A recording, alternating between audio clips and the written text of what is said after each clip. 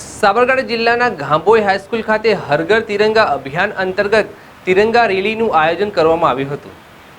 Gambhoi high school ખાતે બુધવારે હર ઘર તિરંગા તથા હર ઘર સ્વચ્છતા અભિયાન અંતર્ગત તિરંગા યાત્રાનું આયોજન થયું હતું।